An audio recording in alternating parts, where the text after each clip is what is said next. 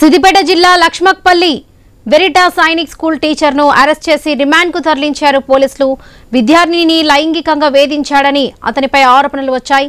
ఎవరికైనా చెబితే టీసీ ఇస్తామని ప్రిన్సిపల్ హెచ్చరించినట్లుగా సమాచారం. దీంతో పేపర్ పై విషయాన్ని రాసి తల్లిదండ్రులకు చెప్పింది బాధితురాలు.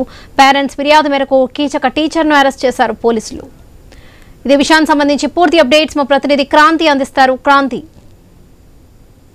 సిద్దిపేట జిల్లా లక్ష్మక్కపల్లిలో వెరిటాస్ సైనిక్ స్కూల్ ఉంది. అయితే ఈ స్కూల్లో దారుణం చోటు చేసుకుని జరిగిన దారుణం లేట్ గా వెలుగులోకి వచ్చింది. ఉపాధ్యాయ దినోత్సవం ముందు రోజు అంటే సెప్టెంబర్ 4వ తారీఖు నాడు 9వ తరగతి చదివే ఒక విద్యార్థిని క్లాస్ రూమ్ ని డెకరేట్ చేద్దాం రమ్మంటూ ఓ టీచర్ ప్రణయ్ అనే ఉపాధ్యాయుడు క్లాస్ రూమ్ లోకి పిలిచాడు. క్లాస్ రూమ్ లోకి వెళ్ళిన అమ్మాయి పైన తన అఘాయిత్యానికి లైంగిక వేధింపులకు పాల్పడ్డట్టు మనకు తెలుస్తుంది. ఆ అమ్మాయి వెంబడే వెళ్లి ప్రిన్సిపాల్ కి విషయం చెప్పినా ప్రిన్సిపాల్ ఈ విషయం ఎక్కడ చెప్పొద్దని ఎవరికైనా చెప్పినా ఆ తల్లిదండ్రులకు చెప్పినా రెడ్ టీసీ ఇచ్చి పంపిస్తామని నీకు ఎక్కడ కూడా ఇంకో స్కూల్లో సీటు దొరకకుండా చేస్తామని అమ్మాయిని భయభ్రాంతులకు గురి చేశారు. దీంతో పాటు అమ్మాయి వాళ్ళ తల్లిదండ్రులు అమ్మాయికి ఫోన్ చేసినప్పుడు కూడా అమ్మాయి ముభావంగా ఉండడం, సరిగ్గా మాట్లాడకపోవడంతో ఆ తల్లిదండ్రులకి కాస్త అనుమానం కలిగింది.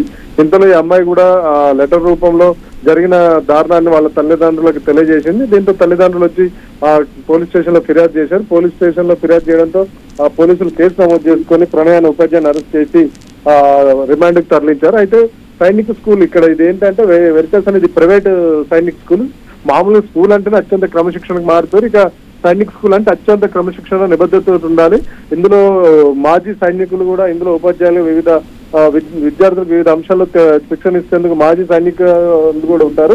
ఇలాంటి పాఠశాల ఇంత ఘోరం జరగడం చర్చనీయాంశం అయింది.